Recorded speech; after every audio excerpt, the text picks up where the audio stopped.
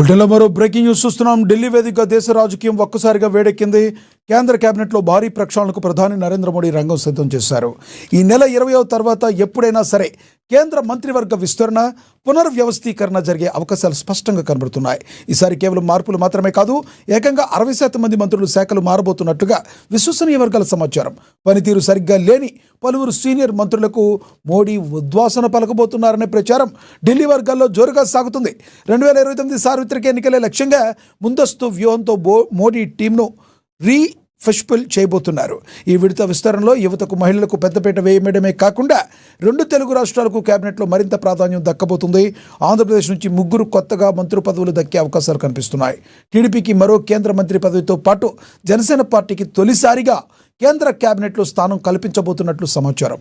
జనసేన తరపున బాలశౌరి పేరు ఢిల్లీలో జోరుగా చర్చ సాగుతుంది. ఇప్పటికే మంత్రివర్గంలో ఉన్న రామ్మోహన్ నాయుడు, పెమ్మసాని శ్రీనివాసులకు తోడుగా మరో టీడీపీ నేతకు అవకాశం ఇవ్వబోతున్నారు.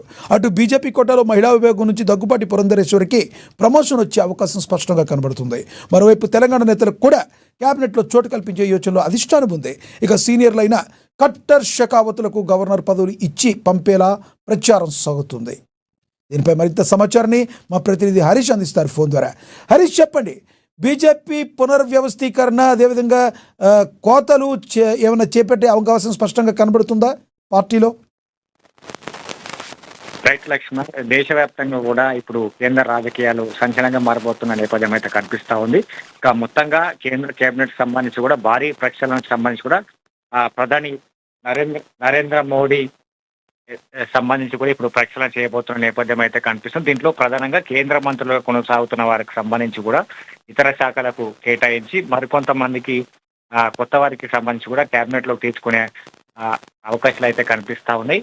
ఇక భారీ మార్పులకు సంబంధించి కూడా ఇప్పుడు నరేంద్ర మోడీ కీలకమైన నిర్ణయాన్ని తీసుకునే నేపథ్యం అయితే కనిపిస్తుంది. ఏకంగా 60% మందికి సంబంధించి కూడా మంత్రుల శాఖ మారబోతున్న నేపథ్యం అయితే విశ్వసనీయ సమాచారం సంబంధించి కూడా మనకు అందుతున్న నేపథ్యం అయితే కనిపిస్తా ఉంది. ఇక మొత్తంగా పనితీరుకు సంబంధించి కూడా, ఎందుకంటే ఇప్పటికే 3 సంవత్సరాలు కావస్తా ఉన్నది ఇప్పుడు కేంద్ర సంబంధించిన బీజేపీ ప్రభుత్వానికి సంబంధించి వాళ్ళందరికీ సంబంధించి కూడా నివేదికను సిద్ధం చేశారు. వాళ్లకు ఏదైతే పనితీరుకు సంబంధించి కూడా పూర్తి స్థాయిలో నరేంద్ర మోడీ వద్ద నివేదిక ఉంది. ఎవరైతే పనితీరు సరిగా లేని ఆ శాఖల కేటాయింపుకు సంబంధించిన మంత్రులకు సంబంధించి కూడా ఇతర శాఖలను కేటాయించే అవకాశం అయితే కనిపిస్తుంది. దాంతో పాటుగా ఎవరైతే పనితీరు బాగలేని మంత్రులు ఉన్నారో వాళ్ళకి సంబంధించి కూడా పూర్తి స్థాయిలో మంత్రివర్గం నుంచి తొలగించే అవకాశాలు అయితే కనిపిస్తా ఉన్న నేపథ్యం అయితే ఉన్నారని చెప్పవచ్చు. మొత్తంగా 2029 సార్వత్రిక ఎన్నిక లక్ష్యంగా కూడా ఇప్పుడు బీజేపీ అలాగే మోడీ టీం ముందస్తుగా ఈ ప్రణాళికను సిద్ధం చేసిన నేపథ్యం అయితే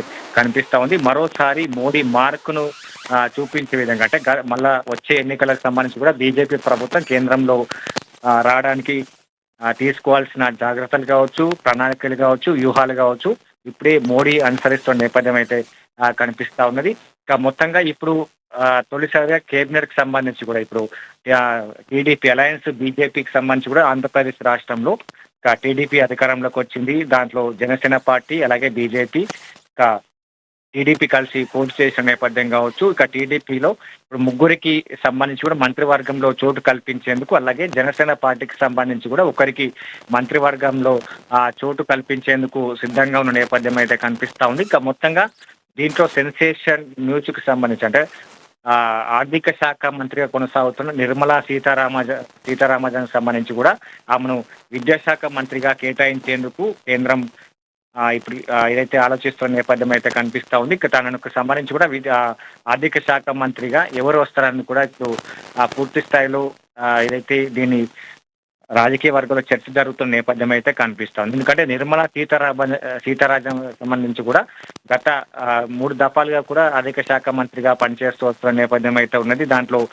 మొన్న జరిగిన బడ్జెట్ కి సంబంధించి కావచ్చు, ఇప్పుడు కొనసాగుతున్న పెట్రోల్ ఛార్జీలు మొదలుగా భారతదేశానికి సంబంధించి కూడా పూర్తి స్థాయిలో ఒక వ్యతిరేకత, కేంద్ర ప్రభుత్వం పైన వ్యతిరేకత వచ్చిన నేపథ్యం అయితే ఉన్నది. కాబట్టి పూర్తి స్థాయిలో ప్రక్షాళన చేసేందుకు సిద్ధంగా ఉన్న నేపథ్యం అయితే కనిపిస్తా ఉంది. ఇక ఇప్పుడు సంబంధించి కూడా రైల్వే శాఖ మంత్రిగా కొనసాగుతున్న అశ్విన్ వైష్ణవ్ సంబంధించి కూడా వాణిజ్య శాఖ అప్పగించే ఛాన్స్ అయితే కనిపిస్తా ఉన్నది.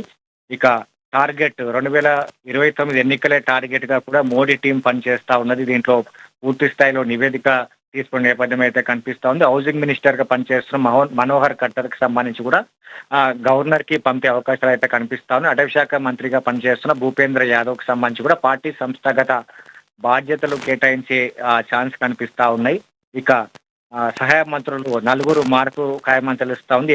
ఏడాది కాలంలో అసెంబ్లీ ఎన్నికల్లో పరిగణలోకి తీసుకొని కేంద్ర మంత్రి అయితే మొన్న జరిగిన ఎన్నికలకు సంబంధించి వెస్ట్ బెంగాల్ కావచ్చు, తమిళనాడు ఎన్నికలకు సంబంధించి కూడా పూర్తి స్థాయిలో ఎవరు పనితీరు మెరుగ్గా ఉన్నదో వాళ్ళకి సంబంధించి కూడా కీలకమైన బాధ్యతలు అప్పగించేందుకు సిద్ధంగా ఉన్నది. ఇక క్లియర్ కట్ గా తెలంగాణకు సంబంధించి కూడా మంత్రివర్గంలో సహాయ మంత్రుల్లో కొనసాగుతున్న వారికి సంబంధించి కూడా స్థానచలనం కలిగే అవకాశాలు అయితే కనిపిస్తా ఉన్నాయి. దాంట్లో సహాయ మంత్రిగా కొనసాగుతున్న బండి సంజయ్ కావచ్చు, కిషన్ రెడ్డి కావచ్చు, ఇక వాళ్ళకి సంబంధించి కూడా ఆ శాఖలను ఏదైతే మార్చే అవకాశాలు అయితే కనిపిస్తా ఉన్నాయని చెప్పొచ్చు. ఇక మొత్తంగా ఇప్పుడు ఈ 3 ఏళ్ల కాలకు సంబంధించి కూడా కేంద్ర ప్రభుత్వంలో కూడా ఇప్పుడు నరేంద్ర మోడీ ఒక కీలకమైన నిర్ణయాన్ని తీసుకున్నారు. పనితీరుకు సంబంధించి కూడా నివేదికలు తెప్పించుకున్నారు. ఎవరైతే ఏ విధంగా పనిచేశారో ఆ రాష్ట్రాలకు సంబంధించిన సహాయ మంత్రులకు కొనసాగుతున్న వారు ఏ విధమైన పనితీరు కొనసాగించారు, పార్టీ సంస్థాగత నిర్మాణం కావచ్చు, పార్టీ బలోపేతం కావచ్చు, బూత్ లెవెల్ నుంచి పార్టీకి సంబంధించి కూడా ఏ విధంగా పార్టీకి కృషి చేశారు, వీటన్నిటికి సంబంధించి కూడా పూర్తి స్థాయిలో నివేదికలు తెప్పించుకొని ఈ భారీ ప్రక్షాళనకు కేంద్ర ప్రభుత్వం నరేంద్ర మోడీ టీం పనిచేస్తున్న నేపథ్యం అయితే కనిపిస్తా ఉన్న నేపథ్యం అయితే ఉన్నదని చెప్పొచ్చు. ఇక మొత్తంగా పూర్తి స్థాయిలో ఇప్పుడు ఆర్థిక శాఖ కావచ్చు, హోంశాఖ కావచ్చు, ఇతర శాఖలకు సంబంధించి కూడా భారీ ప్రక్షాళన జరగబోతున్న నేపథ్యం అయితే కనిపిస్తా ఉంది. మొత్తంగా దాదాపుగా 17 మంది మంత్రులకు సంబంధించి కూడా మంత్రివర్గం నుంచి కూడా ఉద్వాసన చేసి కొత్త వారిని తీసుకునేందుకు అవకాశం కల్పిస్తుంది. ఇక ఫోకస్ టు తెలంగాణ, దక్షిణాది రాష్ట్రాలపైన కూడా బీజేపీ ప్రభుత్వం ఫోకస్ చేసింది.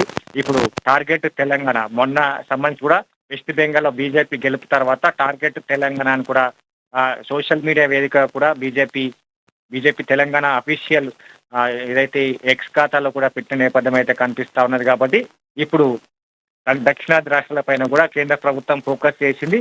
ముందుగా ఆంధ్రప్రదేశ్ నుండి 3 మంత్రులకు సంబంధించి కూడా కేటాయించేందుకు అవకాశాలు కనిపిస్తా ఉన్నాయి. ఇక తెలంగాణలో కూడా ప్రక్షాళన జరగబోతుంది. సహాయ మంత్రులుగా కొనసాగుతున్న వారు వాళ్ళకి సంబంధించి కూడా ఇతర ఏదైతే ఉన్నారో వాళ్ళకి సంబంధించి ఇప్పుడు ఆ శాఖలను కేటాయించే అవకాశం అయితే కనిపిస్తా ఉన్నది. కాబట్టి మొత్తంగా ఈ నెల 2వ వారంకి సంబంధించి కావచ్చు, అంటే ఈ నెల 2వ వారంలో పూర్తి స్థాయిలో భారీ ప్రక్షాళన కేంద్ర మంత్రివర్గంలో జరగబోతున్న అవకాశాలు అయితే ఉన్నాయని చెప్పొచ్చు. లక్ష్మణ్,